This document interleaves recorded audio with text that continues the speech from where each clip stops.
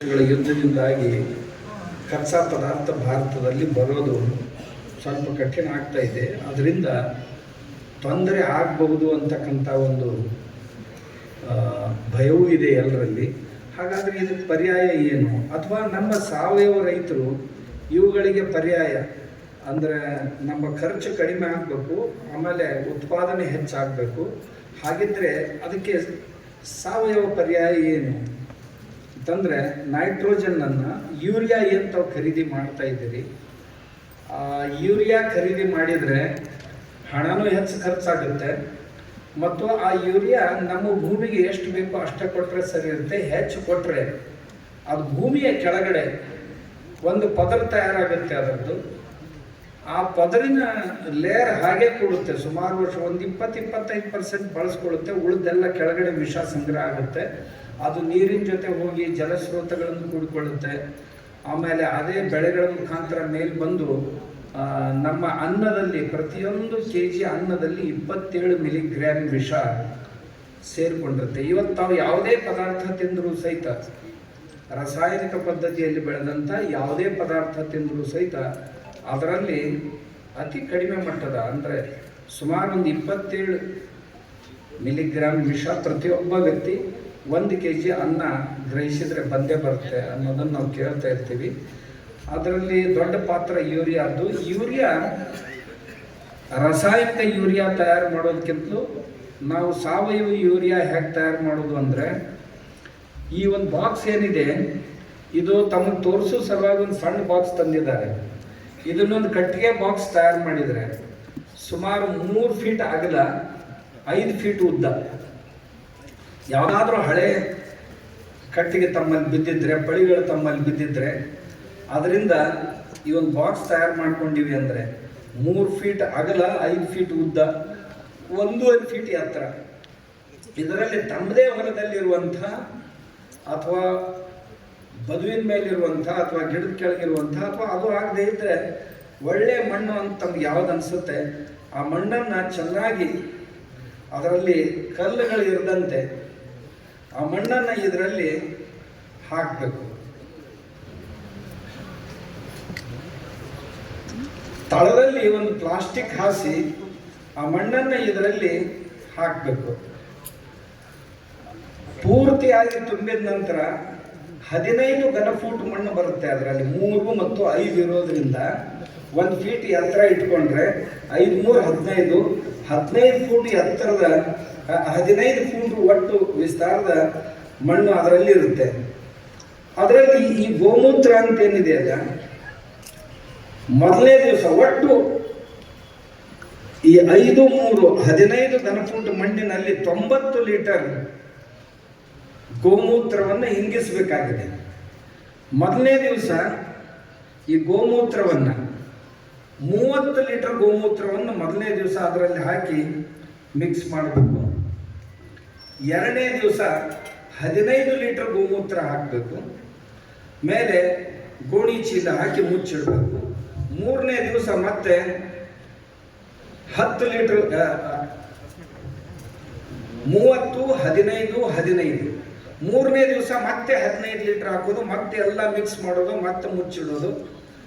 4 5 6ನೇ ದಿವಸ 10 ಲೀಟರ್, ಪ್ರತಿ ದಿವಸ 10 ಲೀಟರ್ನಂತೆ ಗೋಮೂತ್ರ ಹಾಕಿ ಮಿಕ್ಸ್ ಮಾಡಿ ಇಟ್ಬಿಡೋದು. 4 ದಿವಸಗಳವರೆಗೆ ಹಾಗೆ ಇಟ್ಬಿಡೋದು. 5ನೇ ದಿವಸ 11ನೇ ದಿವಸ ಅದನ್ನು ಓಪನ್ ಮಾಡಿ ಈ ಬಾಕ್ಸ್ ಎತ್ತಿ ಬದಿಗಿಟ್ಟು ಆ ಮಣ್ಣನ್ನು ಹರಡಿ ಒಣಗಿಸ್ಬೇಕಷ್ಟೇ ನೆರಳಿನಲ್ಲಿ. ಒಣಗಿಸಿದ್ರೆ ಈ ರೀತಿ ಮಣ್ಣು ಸಿಗುತ್ತೆ. ಈ ಮಣ್ಣನ್ನು ನಾನು ಲ್ಯಾಬ್ರಾಟರಿ ಕಳಿಸಿದ್ದೆ. ಇದನ್ನೆಲ್ಲ ಲ್ಯಾಬ್ ಟೆಸ್ಟ್ ಮಾಡಿದ್ದೀವಿ ನಾವು.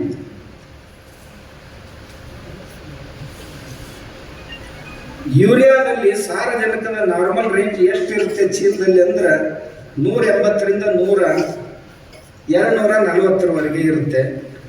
ಆದರೆ ಈ ಗೋಮೂತ್ರ ಹಾಕಿ ತಯಾರಿಸಿದಂಥ ಯೂರಿಯಾದಲ್ಲಿ ಒಂದು ಸಾರಿ ಇದನ್ನು ಪ್ಯಾಕ್ ಮಾಡಿಟ್ರೆ ಇದು 6 ತಿಂಗಳವರೆಗೂ ಇರುತ್ತೆ. ಇದರಲ್ಲಿ ಯಾವ ಅಂಶಗಳು ಕಡಿಮೆ ಆಗೋದಿಲ್ಲ. ಬರೀ 90 ಲೀಟರ್ ಗೋಮೂತ್ರದಿಂದ ಈ ಬಾಕ್ಸ್ನಲ್ಲಿ ತಾವೇನು ಹಾಕಿ ತಯಾರು ಮಾಡಿದ್ದೀರ ಇದರಲ್ಲಿ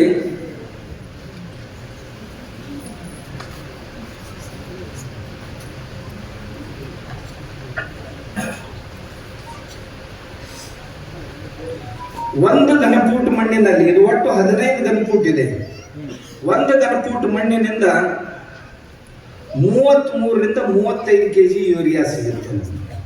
ನಾವು ಬಜಾರ್ನಿಂದ ಖರೀದಿ ಮಾಡಿದರೆ ಒಂದು ಘನಫೂಟ್ ಮಣ್ಣಿನಲ್ಲಿ 33ರಿಂದ 35 kg ಯೂರಿಯಾ ಸಿಗುತ್ತೆ.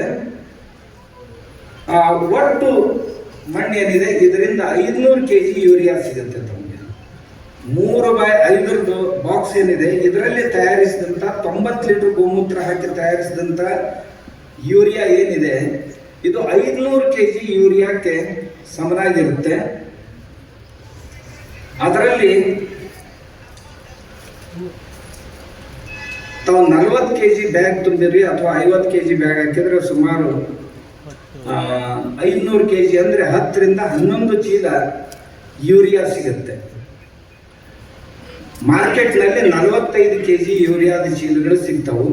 ಇದು ನಾವು ಮಾಡಿದಂಥ 11 ದಿವಸದ ಪ್ರೊಸೀಜರ್ ಏನಿದೆ ಇದರಲ್ಲಿ 11 ಚೀಲಗಳಷ್ಟು ಯೂರಿಯಾ ಸಿಗುತ್ತೆ. ಇದರ ಮೆಡಿಕಲ್ ರಿಪೋರ್ಟು ಯೂರಿಯಾದಲ್ಲಿ ಯಾವ ಸತ್ವಗಳು ಇವೆಯೋ ಅದು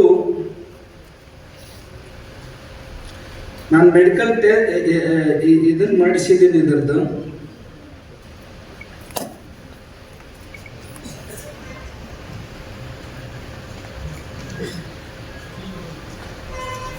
ಸರಾಸರಿ 180ರಿಂದ 240ರಷ್ಟು ಸಾರಜನಕ ನಾವು ತರುವಂಥ ಯೂರಿಯಾದಲ್ಲಿದ್ದರೆ ಇದರಲ್ಲಿ 401% ಯೂರಿಯಾ ನಮಗೆ ಸಿಗುತ್ತೆ. ಹೆಚ್ಚು ಕಡಿಮೆ ಅದರ ದುಪ್ಪಟ್ಟು. ಇದು ಒಂದು ಪ್ರಯೋಗ. ಇದರ ಜೊತೆ ಇನ್ನು 2 ಪ್ರಯೋಗ ಮಾಡಿದ್ದೀವಿ ನಾವು. ಆ ಪ್ರಯೋಗಗಳು ಏನು ಅಂದರೆ ಬರೀ ಗೋಕೃಪಾಮೃತವನ್ನು ಹೇಗೆ ಈ ಗೋಮೂತ್ರವನ್ನು ಹಾಕಿ ತಯಾರು ಮಾಡಿದ್ದೇವೆ ಅದೇ ಪ್ರೊಸೀಜರ್ನಲ್ಲಿ ಈ ಗೋಕೃಪಾಮೃತವನ್ನು ತಾವು 1 ಲೀಟರ್ ಕಲ್ಚರ್ನಿಂದ 200 ಲೀಟರ್ ಗೋಕೃಪಾಮೃತ ತಯಾರು ಮಾಡ್ತೀವಿ ಮನೆಯಲ್ಲಿ. ಆ ಗೋಕೃಪಾಮೃತದಿಂದ ಮಾಡಿದಂಥ ಯೂರಿಯಾ ಏನಿದೆ ಅಲ್ಲ ಅದರ ರಿಪೋರ್ಟ್ನು ತಂದಿದ್ದೇವೆ, ಅದನ್ನು ಮಾಡಿಸಿದ್ದಾಗಿದೆ.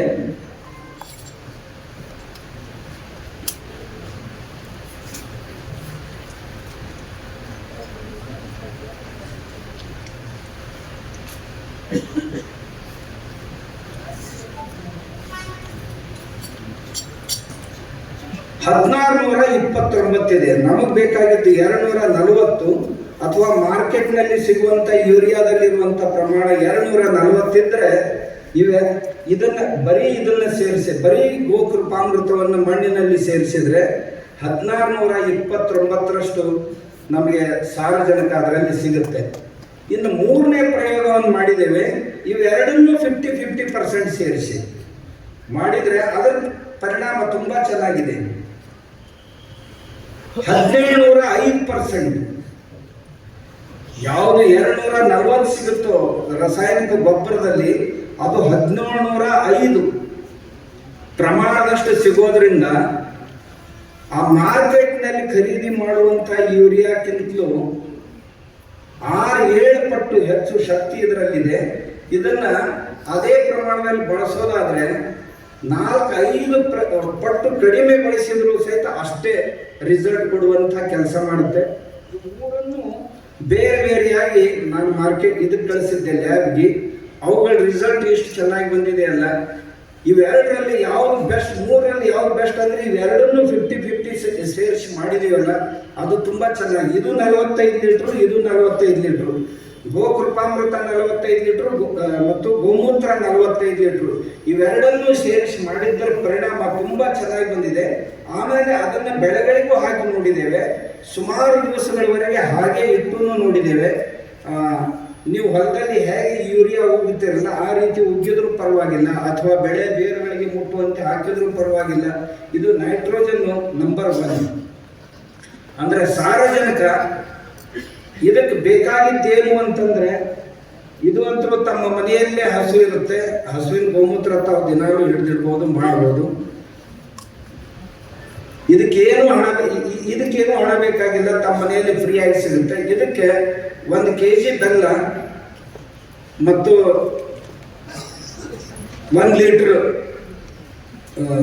ಮಜ್ಜಿಗೆ ಇವೆರಡಾದ್ರೆ ಸಾಕು. ಇವೆರಡರ ಬೆಲೆ ಎಷ್ಟಾಗುತ್ತೆ ನೋಡಿ. ಇಷ್ಟು ಖರ್ಚು ಮಾಡಿದರೆ ಸುಮಾರು 15 ಎಕರೆಗೆ ಬೇಕಾಗುವಷ್ಟು ಯೂರಿಯಾ ನಾವು ನಮ್ಮ ಹೊಲದ ಮಣ್ಣಿನಿಂದ ತಯಾರು ಮಾಡಬಹುದು. ಮತ್ತು ಅವಶ್ಯಕತೆ ಇದ್ದವರಿಗೆ ಅಕ್ಕಪಕ್ಕದ ಅವರಿಗೆ ಫ್ರೀ ಆಗಿ ಕೊಟ್ಟರು ನಡೆಯುತ್ತೆ. ಅವ್ರಿಗೆ ಹೇಳೋದು ಮಣ್ಣಿಂದ ತೊಗೊಂಡು ಬರ್ರಿ, ನಾನು ಇವುಗಳನ್ನು ಹಾಕಿ ತಯಾರು ಮಾಡಿಕೊಡ್ತೇನೆ ನಿಮಗೆ ಅಂತ. ನಮ್ಮ ಹೊಲಕ್ಕೆ ಅಷ್ಟು ಬೇಕಾಗಿರುತ್ತೆ, ಇದ್ರ ಪಕ್ಕದವ್ರಿಗೆ ಸಹಿತ ಫ್ರೀ ಆಗಿ ನಾವು ಕೊಡ್ಬೋದು ಅಂತ ಒಂದು ಒಳ್ಳೆಯ ಪ್ರಯೋಗ ಇದೆ. ಮಾರ್ಕೆಟ್ನಲ್ಲಿ ಯೂರಿಯಾ ಸಿಗೋದು ಕಷ್ಟ ಆಗಿದೆ ಮತ್ತು ನಮ್ಮ ಹೊಲಕ್ಕೆ ಇದರಲ್ಲಿರುವಂಥ ಸಾರಜನಕದಿಂದ ಯಾವುದೇ ವಿಷ ತಯಾರಾಗೋದಿಲ್ಲ. ಇದನ್ನು ಕುಡಿದು ಸಹಿತ ನೋಡ್ಬೋದು ತಾವು, ಯಾವುದೇ ವಿಷಾರಿ ಘಟಕ ಇದರಲ್ಲಿಲ್ಲ. ಒಂದು ಪದ್ಧತಿ ಇದು.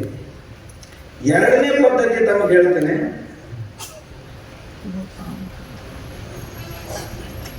ದಯವಿಟ್ಟು ನೀವು ಬರ್ಕೊಳ್ಳೋರು ಕೊನೆಯ ಹಾಳೆಗಳಿದೆ, ನಿಮ್ಮ ಕೈ ಸಿಕ್ಕಿರೋ ಕೈಪಿಡಿಯಲ್ಲಿ ಕೊನೆಯ ಹಾಳೆಗಳಿದೆ, ಅದರಲ್ಲಿ ಬರ್ಕೊಳ್ಳಿ ನಿಮ್ಗೆ ಏನಾದರೂ ಡೌಟ್ ಇದ್ರೆ ಅಥವಾ ಸ್ವಾಮೀಜಿಗಳು ಹೇಳೋದು. ಅದೇ ರೀತಿ ಮೊಬೈಲ್ ಹಿಡಿಬೇಡಿ. ನಾವು ಲೈವ್ ಟಿವಿಯನ್ನು ಕೊಟ್ಟಿದ್ದೀವಿ, ಯೂಟ್ಯೂಬ್ ಲೈವ್